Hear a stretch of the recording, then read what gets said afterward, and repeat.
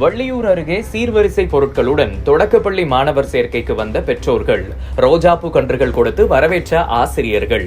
நெல்லை மாவட்டம் வள்ளியூர் அருகே உள்ள துலுக்கர்பட்டி ஊராட்சி ஒன்றிய தொடக்கப்பள்ளியில் நடப்பு கல்வியாண்டில் சுமார் 120 மாணவ மாணவிகள் பயின்று வருகின்றனர். 2025-26 ஆண்டுக்கான மாணவர் சேர்க்கைக்காக வட்டார கல்வி அலுவலர் சுடலைமணி மேற்பார்வையில் பள்ளி ஆசிரியர்கள், பள்ளி மேலாண்மை குழு உறுப்பினர்கள் உள்ளிட்டோர் பேரணி நடத்தி விழிப்புணர்வை ஏற்படுத்தி வந்தனர். இந்த நிலையில் இன்று புதிதாக 1ஆம் வகுப்பு சேர்வதற்காக 15 மாணவ மாணவிகள் தங்கள் பெற்றோருடன் சீர்வரிசை பொருட்களான பழங்கள், இனிப்பு வகைகள் உள்ளிட்டவைகளோடு வந்திருந்தனர்.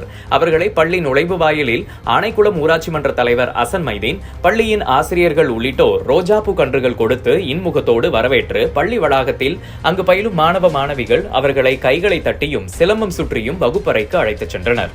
அங்கு பள்ளியில் 1ஆம் வகுப்பு மாணவ மாணவிகள் போனிக்ஸ் முறையில் ஆங்கில எழுத்துக்களை வாசித்தனர். தனியார் பள்ளிகளுக்கு நிகராக அரசு பள்ளியில் தற்பொழுது ஸ்மார்ட் வகுப்பறைகள், கல்வி கற்கும் முறைகள் இருப்பதாக ஆசிரியர்கள் விளக்கினர். இதனையடுத்து புதிய மாணவ மாணவிகளுக்கு வித்யாரம்பம் சடங்கான பச்சரிசியில் ஆ எழுத்து எழுதப்பட்டு மாணவர் சேர்க்கை நடைபெற்றது. இந்த நிகழ்ச்சியில் பள்ளி தலைமை ஆசிரியர் ஜெயபால் சுப்பிரமணியன், ஜமாத் தலைவர் முகமது ஹக், பள்ளியின் மேலாண்மை குழு தலைவி ரஹ்மத், ஆசிரியர்கள் ஜாய்ஸ், ஜென்சி, அந்தோனி கிருபா, ஜெபதீபா, ரமலா, இல்லம் தேடி கல்வி உறுப்பினர் மும்தாஜ் பேகம், பள்ளி மேலாண்மை குழு உறுப்பினர் முன்னாள் மாணவர் முகமது ஓயிஸ் உள்ளிட்டோர் கலந்து கொண்டனர்.